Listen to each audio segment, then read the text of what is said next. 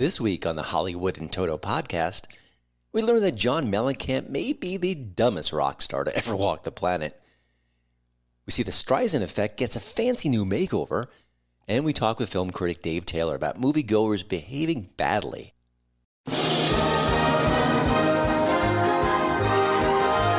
Welcome to the Hollywood in Toto podcast. Entertainment news and reviews without the woke Hollywood narrative. Free speech, free expression. Now that's entertainment. And here's your host, award-winning film critic, Christian Toto. Before we start, I hope you'll subscribe to the Hollywood in Toto podcast. We've got bonus episodes almost every week as well, unless the rats gnaw through the wires at the Hollywood in Toto compound. Remember how much Hollywood hated President George W. Bush? Oh, I sure do. I also remember Rolling Stone asked a gaggle of stars to smack W around from one massive magazine spread. Why bring that up now? You know, I forget exactly what John Mellencamp said in his portion of that article, but I'll never forget what I felt after I read it. This dude's got issues, man. Oh, that memory came back to mind this week after I heard a snippet of John Mellencamp on Club Random. Of course, that's Bill Maher's podcast. Very good, by the way. Highly recommend it. The two were discussing one of the singer's earliest bands. He wasn't always a solo artist. And that band had several black members, some white, some black. And this was during the 1960s, a time when racism was loud, proud, and in your face. And Mellencamp recalled some of the racist attitudes he felt because of the mixed race of the band. Maher noted how times have changed since then, thank goodness. Except Mellencamp said, no, they haven't. Not at all. I mean, really not at all.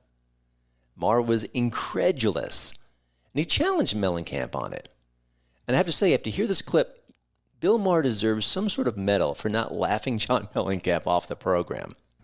I would say that us white people love to have black people entertain us. I would say that the playing fields are a lot better than the cotton fields. That's what I would say about that. Maybe I'm crazy, John, but it seems like making no money as a slave picking cotton was not as good as playing left field for the Yankees.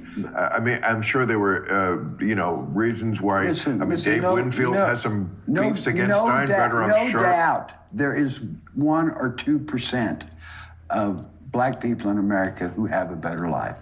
Oh, stop. That's what you think? 1 or 2%? Okay, let's say 10%. I'm just pulling a number out of my ass. It is that. That's where it belongs. Hey, I just pulled a number out of my ass. I know, but I'm telling you, that's just not true. But, Oh, and later Mellencamp said the U.S. should have never gotten into a war of any kind, even World War II against Adolf Hitler. Really? I told you there's a problem with Mellencamp. Believe me now? Now, part of me wants to mock him just forever. It's just, constant mockery. But then when I think about it, I feel a little sad. I don't know if he's mentally all there, given that kind of irrational thinking. I mean, the slavery comments are as irrational as anything you could possibly imagine. I think the Reverend Al Sharpton would have giggled at those comments. Or maybe he's trying to win the woke Olympics. I don't know. The bigger lesson here is clear. Mellencamp could have a lot to say about writing hit songs or entertaining us for 4 decades, which is exactly what he's done. He's a great entertainer. But if you want anything else out of him, as Elvis Costello might say, you better watch your step.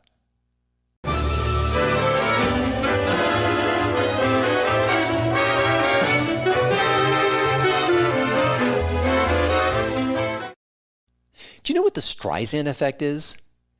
A few years ago, there was an aerial photographer. He took some pictures of superstar Barbra Streisand's home from the sky. And Babs didn't like it one bit. So what did she do? She sicked her lawyers on the guy, trying to get those images off the internet. Now, at that point, only a few people have checked out the images in general. No one was really interested. But once that lawsuit happened, guess what happened next? All of a sudden, people were dying to see those pictures. And boy, did they ever. The BBC put it perfectly when describing what is now known as the Streisand Effect. It's the act of trying to suppress information, but simply making it more widespread as a result. Bingo. But I think we might see a new spin on the Streisand Effect.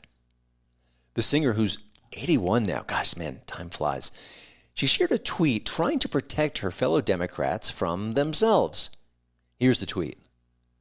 The Republicans continue to lie about abortion by saying the Democrats favor it up until birth. Not true. All caps, by the way. Democrats want the safe 5-decade return of Roe that the GOP justices overthrew. Well, except she's wrong. And here's Breitbart News, who summed it up really well. Several states run by Democrats, including Colorado, Oregon, and Washington, D.C., do not have any restrictions on abortion. Other Democrat-run states like California, New York, and Illinois allow abortions up until viability, but also allow abortions later in pregnancy with limited exceptions, which even includes situations where a woman feels her mental health is in danger. So what happens now? Well, her tweet's getting all sorts of attention, right? I mean, anyone who didn't know the slightest information about the limitations or lack thereof that the Democrats have on abortion, well, they know it now. That couldn't have happened otherwise without old Babs. And for that, we've got the Streisand Effect, Part 2, Electric Boogaloo.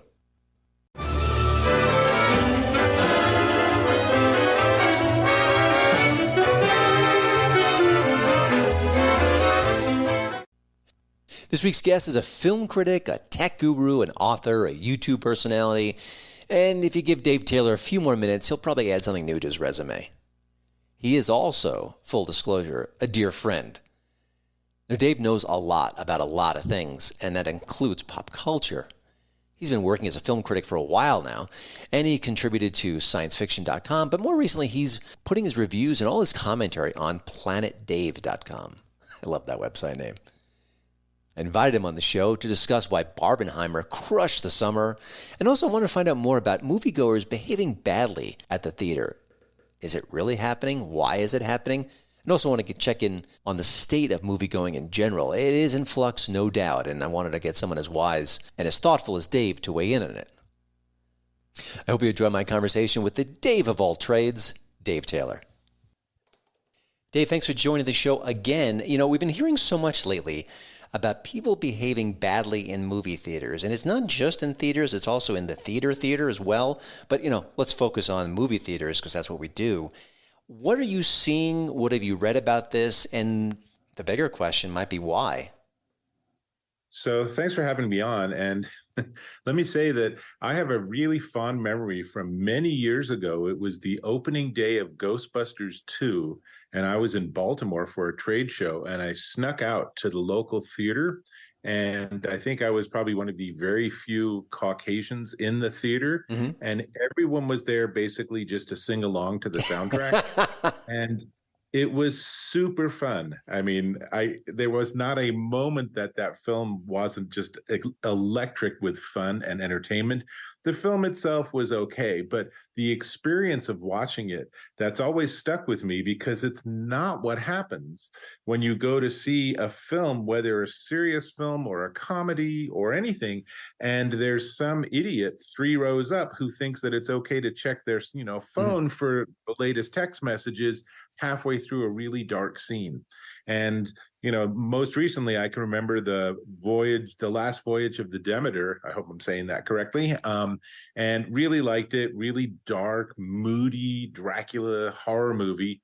And there was some guy 2 rows up who just kept checking their phone. Mm-hmm. And unfortunately, I now am at a point where I'm much less likely to say, can you turn your phone off? Because I'm afraid of an overreaction. Yeah, I get it. So, it's just, you just sort of put up with it. And there's no negative feedback mechanism. So that person doesn't learn that, gosh, everyone around you really hates you for doing that. So, yeah. Well, people behave badly in theaters for sure. I want to jump in. I want to dig deeper into this, but one quick point. The trickiest part of this conversation is exactly what you said about the Ghostbusters 2 screening, because once in a while you're in a theater, it is lively, it is rambunctious, and the people commenting are on it. They are funny, they are witty, they know the timing, and it makes the experience better. But for every one of those experiences, you get people who are looking at their phones or talking with a friend or inane commentary. So it's very tricky to say that was a wonderful experience, which I'm sure it was, because I've been there. I've been to horror movies where the crowd made it twice as good, but you don't know what you're going to get, and more often than not, it is the opposite reaction. So is this, no, I'm oddly insulated here, where almost all of my movie screenings are in press screenings. So the press behaves generally better, and even the preview audiences, I think, are more tuned into what's going on. They're eager to see the film. So it's not a typical audience, but is this getting worse? And I guess the other question I want to kind of reiterate is why? So I do think it's getting worse. I think that one of the many after effects of the shutdown of the pandemic and the, releasing straight to streaming was that people forgot basic movie theater etiquette. And, when you're sitting at home, if you want to be chatting to your friend on the phone while you're watching a movie, no one cares. That's totally fine. That's, in fact, one reason to wait till it's on streaming, so you can do that. But when you're in a movie theater, I think it's important to be thinking about everyone else in that theater and asking, are the things I'm doing adversely affecting my fellow viewers? Because we've all paid for these tickets and we all want to have a good experience. But I mean, not only is that not part of the standard vocabulary of at least some subset of the movie-going public, I'm not sure that's part of the vocabulary of the public at large anyway. Yeah, and I think we all feel a bit helpless there, because you're right. I always think the person who doesn't stay quiet in a theater, it's not just that part of that person. It is poor manners. It could be an overextended ego. It could be someone who's volatile and just say shh, which is a very innocuous statement and necessary, can be the trigger that makes the entire experience into a nightmare. I mean, I'm not even talking about guns or anything, but I guess that could be the ultimate horror story, but just maybe physical violence or intimidation. And then you're just sitting there in your theater thinking, oh my gosh, I'm miserable. I just wasted X amount of dollars and 2 hours of my time to be thinking about the idiot behind me who could go ballistic at any point. So that's a bit of a monologue, but what do we do? You mentioned that it is harder just to shush. It is harder to speak up. Do you go to the management? Is that a possibility? Or do you maybe just, hey, I'm going to go see movies at the Alamo, because they actually do police this problem? Yeah, I think once in all my many years of going to the movie theaters, once did I actually get up and go and talk to a manager. And it was some older man who was in row 2 or row 3. And he had his phone on his knee, screen up, displayed the whole time. And I think he might have been afraid of the dark or something, but I actually went and talked to the manager, went and sat back down, and then the manager went and talked to him, and they were talking for a couple of minutes before the guy finally flipped his phone over. Wow. And it was just like, well, I guess I'm glad that I did that, but so much of my energy at that point was caught up in that drama, and I had missed part of the movie, and I then was thinking about that for the rest of the movie. Yeah. It's amazing that there's been such tension in the theater model. Where are people coming back to the theater? Is COVID going to change everything? And yet that is not something they've addressed. And in recent years, you and I have seen how theaters now have cushy seats, and they're like recliners, and you could heat the seats. They've got all these great innovations, and good for them, except they make me sleepy sometimes. But why don't they fix the big issue, which is people don't shut their gaps up and they talk on their phone and they've got their phones on? It's odd that they put all that money and resource into that, but they don't want to change the culture. And Alamo is, proof positive that someone can do it. I mean, because I don't hear any horror stories at Alamo. I think they just attract a crowd that likes to watch the movie, and they don't seem to have any issues. I don't hear about horror stories out of Alamo. It just is what it is. Right. And I think one of the issues is economics.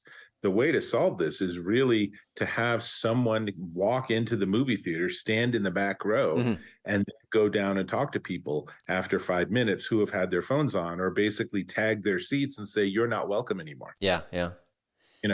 But that involves people, or even just like one, I don't know, bouncer heavy who would just go from theater to theater and actually identify these people. Yeah. And I think the theater chains are loath to do anything like that because it's like, oh my God, you bought a ticket. We love you. And by the way, can you buy $12 of popcorn that actually cost us 18 cents to make? Yeah. And I guess the ultimate question would be, would that person shamed, would they come back and be quiet, or would they just not come back, or would they come back and start talking all over again? I don't know the answer to that, but it is interesting. It also feeds into the fact that more and more people are thinking, I'm just going to stay home. But let's talk about staying home, because, Netflix and chill is not just a cool catchphrase that works beautifully on the branding front.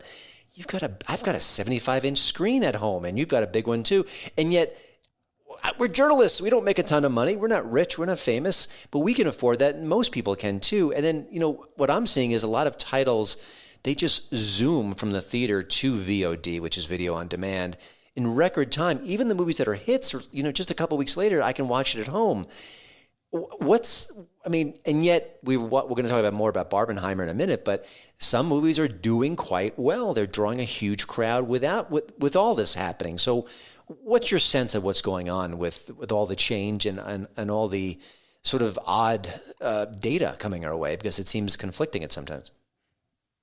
Yeah, I think that technology is its own worst enemy in some sense. It's just like 100 years ago, if you wanted to hear good music, you had to go to a live performance because there wasn't really good sound reproduction systems. And as they've gotten better and better, the concert experience has had to up their game more and more. So, you don't go and listen to some dude sitting on a stool playing a guitar and singing. You go for the spectacle, the Taylor Swift concert, where it might have cost them $3 million in pyrotechnics to do one performance. And then the tickets are commensurately super expensive, et cetera. But as these companies keep innovating, and you're right, I also have a huge TV and a really nice home theater setup, and I can crank the music and just make it better, honestly, in a lot of ways than the movie theater. I'm never going to have that big a screen or that big a space or the shared experience. But as we've already discussed, the shared experience of watching a movie with a bunch of other people is mostly great. It's mostly really fun. It adds to a movie. But, it's a real bummer if you just spent, $75 for 3 IMAX tickets just to find out there's some idiots in the front row who keep talking and are taking flash photos of the screen or something. Yeah, it's amazing. So I think that it is changing the economic model. And this is really the foundation of the strikes in Hollywood right now, too, because when you measure this stuff based on ticket sales or box office, it's really easy to say, oh, well, Barbie just broke $1 billion worldwide. So here's how that, all breaks down. But when it's a bulk payment of, I don't know, $50,000 so that Netflix can stream it as many times as they want, and they don't report data, then it's really hard to understand how a blockbuster movie actually makes the crew that made the movie any more revenue than one that's a complete flop. Yeah, the Barbenheimer thing is so interesting to me because, all right, here's my theory on what happened there. I think on 2 separate levels, you had an event film. It wasn't just a movie. It wasn't just a title. It wasn't just a brand extension. For Oppenheimer, it's a Christopher Nolan film, and every one of his movies is an event. And that makes it special, and that makes you want to see it first before anyone else. And I think with Barbie, I think they made this spectacular marketing campaign where it felt like an event. It felt like something special. It felt like you needed to dress in pink and look beautiful and go with your girlfriends and make it a moment, make it a night, and celebrate, 50, 60, I don't know how many years of Barbie products. Did you see me when I went to the Barbie film? Because you just exactly described it. I know I did. You look smashing, Dave, I must say. But I think, to me, that is part of the fact that both films have done so well. But are there other factors there? What do you think behind? Because the Barbie movie is just, love it or hate it, it's unbelievable, the numbers. When Margot Robbie said, I think this will make $1 billion, I was laughing when I read that news story, and she was absolutely right. Yeah, well, and don't forget that Oppenheimer just crossed 800 million, so it's rocking along too. Oh yeah. I that one of the big factors, well, I think there's two big factors there. One of which is they were released at the same time, which made that pairing super easy. And the second one is that they're really kind of diametrically opposed stories, which makes it sort of an ironic, funny juxtaposition. Mm-hmm. You know, if it would have been like Barbie and then, I don't know, a movie about Ken, then that's such an obvious pairing that it wouldn't actually have been something that caught people's, like, tickled their funny bones or something. Mm-hmm. But I think it's just this sort of weirdness of this really serious biopic about the guy who invented the atomic bomb that's killed hundreds of thousands of people versus a movie about, I don't know, female empowerment that's themed around a children's toy that like 99% of women when they were children had one. You know, and I think that's where all the creativity and the memes came out, and was, some of them were just brilliant, where it's just like, there is something really interesting about us having an entertainment medium that supports both of these stories simultaneously. You know, I mean, and I think you also picked both movies. Well, I'm just, let me just finish it.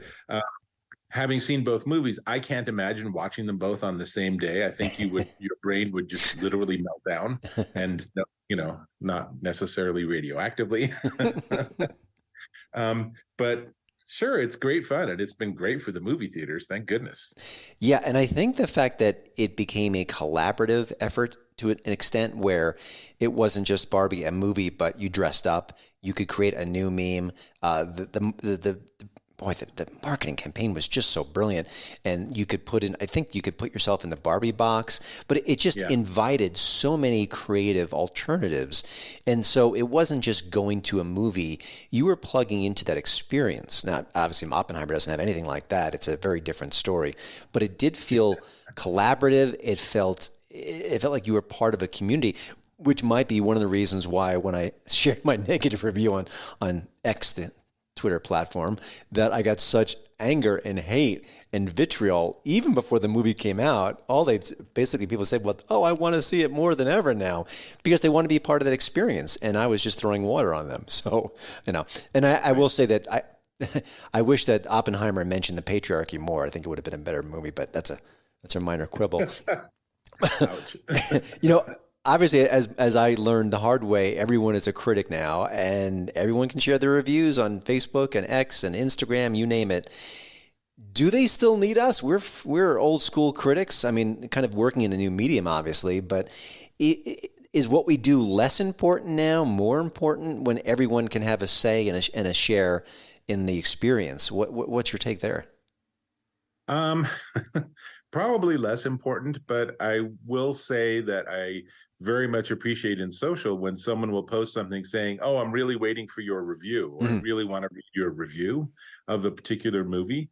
And I think the difference is that it's really easy, like in so much of life, it's easy to say that's good or that sucks. But to be able to say why, I think is a whole nother level. And I think that's what we critics, even if we're like, you know, doing new media and not old media, because I'm still a writer. So I write my reviews. And I still really try to look at, if I'm going to say this movie's good or has a really ingenious storyline, why am I saying that? What do they do? How are they using visuals? How do they use costumes? How does the music feed into it? You know, all the stuff that I think the best critics do. If I think of someone like a Roger Ebert or a Pauline Kael, they really had this just depth of cinematic knowledge. So they could say, this scene works because of these scenes in previous movies that taught us this is how this would actually happen. And you know, I always came out of their reviews feeling smarter about a movie. And I like to think that that's what you and I are doing. We're saying you can watch the movie, but here's some things to pay attention to that will actually explain why you dislike this, or you really love this character, or, you know, why this scene is in the film or shouldn't be in the film. I'm going to plug my website, which sounds selfish, but it is to the point. One of the reasons why I love producing reviews by Barry Wurst, who is a friend of both of ours, is that he breaks down older films, and 70s, 80s, 90s usually, in a way that, just the way you said, it takes into the cultural factors then and now. It explores the different themes, And it's almost more interesting to me to review older films or to read those reviews because so much time has passed, because we have such more knowledge now, because looking back on it changes our experience. We loved it then. Do we love it now? Is it still good? Is it still important? Does it say something different now than it did 20, 30 years ago? But yeah, I agree. I think that matters. And I think the one thing that drives me nuts when I hear people critique a movie is they'll say something like, it was dumb. I always try to press them. What do you mean? Oh, it's stupid. They go from dumb to stupid. I'm like, well, come on, you got to give me more than that. That's the thing that drives me crazy. So yeah, you're right. I think critics are able to tease it out a bit. And then, for me, I'm right of center, so I'll kind of look into the politics. And you have a kind of a real keen sense of pop culture in general, and have this vast experience where you can kind of bring more to the table. One last question before we let you go, Dave. Anything you're looking forward to in 2023? I know movies are being plucked from the schedule. No more Dune. Who knows what's next? I'm a little bit at a loss here. There's nothing off the top of my head that I'm dying to see in the coming weeks. But maybe you're different. What's on your calendar? What's on your must-see list? Kind of as we look into the end of 2023. Yeah, honestly, the industry has taught me to not do that because over the last at least 3 or 4 years, things have become so fluid. I am excited to see Dune 2. I think that Villanueva is just a brilliant filmmaker, and I've loved his last few films. And I'm really interested, since I so adored Dune as a book when I was especially in high school and college. It's been really fun to see a really good version of the first half of the book on the screen. So when we'll get part 2, we'll see. But yeah, I just sort of, at this point, I think I just take films as I see them. And sometimes I'll go see a film and think, this is really good. I don't understand why it's not doing well. And other times I'll see a film and say, that was cute. I'm not sure why it's doing so well. And that's also the life of a critic is, we are just, I don't know what, feathers in the wind of pop culture. Yeah, and I think that's one of the things that surprised me with Barbie was that I don't mind that I didn't love it and I had some faults with it, but I really didn't see it exploding. I knew it would be big, but I didn't think it would be this. And I'm always trying to tweak my radar so I get a sense of what's going on so I can more accurately predict the future, just to kind of give people an update of what's happening. I missed on that one, man. I really did. And by the way, I think it's Demeter, the last voyage of the Demeter, which I thought was very good. It sounds like you liked it too. And boy, the critics hated it and it went nowhere. So again, sometimes our radar may be a little askew, but I still recommend that one. I'm sure that's going to be on video on demand very soon. But what does it say for you? What does it mean for you to say the critics hated it when here are 2 critics and we both really Well, I mean, sort of the critical, I guess the Rotten Tomatoes variation. You see the score, it can be pretty withering. So listen, there's always going to be one person who likes a movie, even if it's terrible. I'm sure The Room has its detractors, has its proponents. I don't know, maybe it's just his immediate family. But I don't know, it is interesting to see how sort of the cultural sway goes in that situation. But well, Dave, thank you so much for joining the show. Of course, you can find out Dave's reviews, movies, cars, games, even parenting conversations at planetdave.com. Even some men's lifestyle information as well. Everything you want to see about Dave, because he does have his finger on the pulse of what it means to be a guy in the culture right now. And that ain't easy, but he's doing it pretty well at planetdave.com. All the best, Dave, and I'll see you at the movies. All right, thanks. Well, that's it for the show. Thank you to Radio America for having me as part of their great podcast lineup. And while I have your ear, I hope you'll drop by HollywoodInToto.com. It's updated 7 days a week with news, reviews, and commentary on the wacky world of Hollywood, even when it's closed for renovations, like it is right now. See you next time.